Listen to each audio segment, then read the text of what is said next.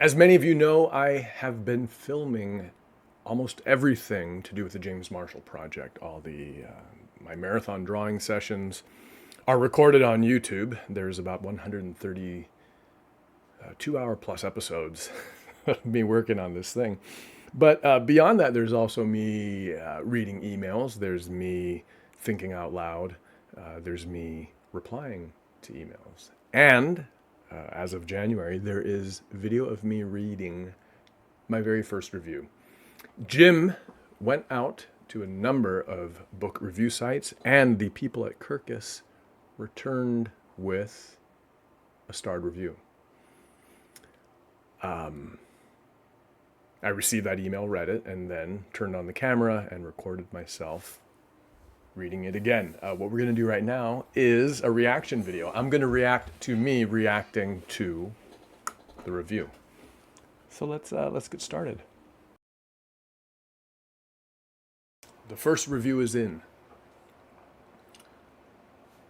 Beloved children's book creator James Marshall receives his due.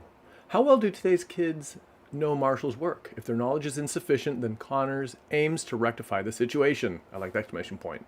Makes it fun. I really like that exclamation point. Yeah, I'm a person who practices judicious use of exclamation points, but here, that exclamation point is vital to that exclamation point is vital to the reading of this review.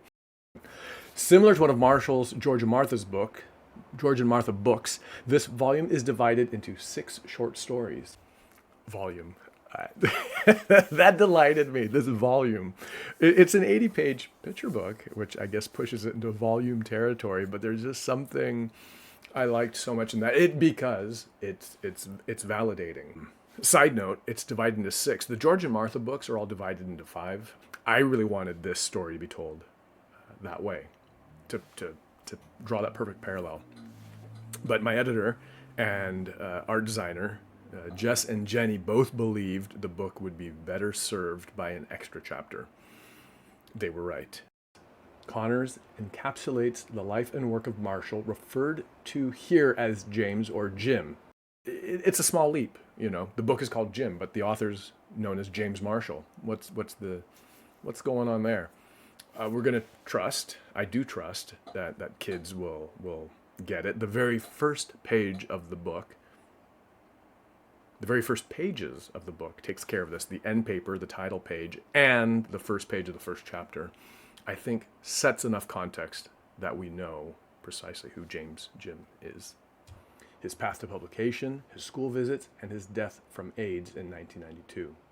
The major players in Jim's life are depicted as Marshall-esque animals. Jim is a fox, his friends and fellow authors Maurice Sendak and Orville Bell are a bulldog and a pig, respectively, and James's longtime romantic partner, Billy, is a cat. I like so much how that was described. It read so fluently. It's not complicated, necessarily, but it just went so smoothly. And longtime romantic partners is perfect. It gives you, in this review, the perfect amount of hinting at what's inside. The story is, to a large degree, a love story. I can't tell you how much I appreciate this reviewer. Let's talk about that at the end. With witty, invented dialogue, the book falls squarely into the informational fiction category of biography, reminding readers that the greatest truths are often told through the eyes of fiction. James Marshall was, let's say, a storyteller. You might say a BSer. He wrote for a while, or he wrote some projects under the name Edward Marshall. He was warned by publishers and his agent that he was competing. He was producing so much work that he was competing with himself and diluting maybe his brand. So he invents Edward Marshall as a pseudonym, Edward being his middle name. When reporters asked him, "Hey, who's this Edward Marshall fellow?" he would say, "Oh, that's my brother." Now, not intending great deception, great subterfuge, anything like that. It was just offhand comment, just some BS. Later on, a reporter asked him, "Hey, whatever happened?" when he sort of moved from doing the books under the pseudonym Edward Marshall, a reporter asks him, "Hey, whatever happened to Edward?" And Jim goes, "He died in a hang gliding accident," and then just moves on to the next subject. And that was just accepted as fact because it was presented as such. Somehow, maybe because I too am a BSer, I can see exactly where Jim's lies are.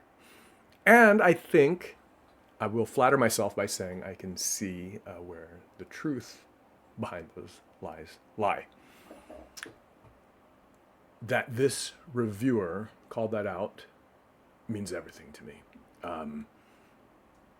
If there's a thesis or a heart to this project, it might be that. It might be truth. And to see it validated choked me up and continues to choke me up. Connors knows this subject well, each tale highlighting a universal truth through the lens of Marshall's life. The final chapter, which finds Jim in the hospital surrounded by loved ones. We're moving on to another part here. I was worried when we added the extra chapter that it was going to, it came in between the second last and last chapters. I was worried it was going to diminish the last chapter, but brings this rich and affectionate tribute to a conclusion that's simultaneously uplifting and heartbreaking as Jim muses on his legacy. I get choked up again. The book is rife with Marshall in-jokes. Delightful touches include the alternate names for Viola Swamp from Miss Nelson is Missing. Yes, the book does have that, but I will give you a peek behind. Oh, should I give you a peek behind the curtain? Yes. There's a detail on that particular illustration where there are alternate names for Viola Swamp. Those names are of my own invention. And Connors' animated, thick-lined cartoon illustrations are reminiscent of Marshall's own. Okay, I won't say I took issue with that, but thick-lined.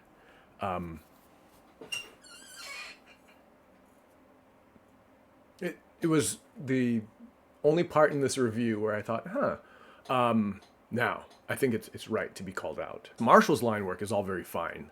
So, done in pen, mine's done in brush. So I think it's actually totally appropriate that the reviewer called out thick lines because it's reminiscent of Marshall's own. So I really, really have come to appreciate that distinction. We're going to get to another part in this review where I admire how this reviewer, I admire their word choice. Charming, funny, strange, and sad. A better bio of Jim could hardly exist. You'll see me later in this video say, charming, funny, strange, and sad. That could be me. But what got me there was the choice of the word strange. I feel that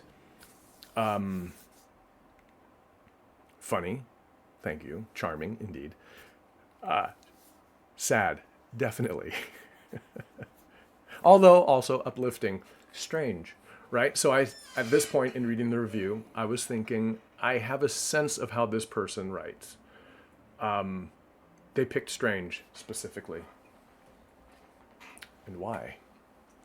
So, strange, you might say, well, they mean weird. And I'm like, well, no, they can't mean weird because the book might, it's cartoon animals to talk about a person dying of AIDS. It's different, but not weird. So I knew there must be a second or third definition of the word strange. So I looked it up. From the New Oxford American Dictionary, strange. Not previously visited, seen, or encountered. And there, talk about the perfect word. A better bio of Jim could hardly exist. Oof, I got misty there. Yeah. What to do. And grab my what to do. Ever-present ukulele. Hey. That's what it looks like when you get a starred review from Kirkus. That's what it looks like when I get a starred review from Kirkus. Man, that person writes really well. Now, clearly, you can't find out who. There's some great conflicts of interest in revealing who a reviewer is. I'll never know, but to that person, thank you. Thank you very much. You write incredibly well, and I'm pleased that you got my book. And I will assume, because you did it, it maybe carried some meaning into your reading. So I'm thankful to be able to share that with you. How do you top this? You don't. I am very grateful for it. Oh, I know how you top it. I'll be the first kid who draws a picture of Jim. Until then.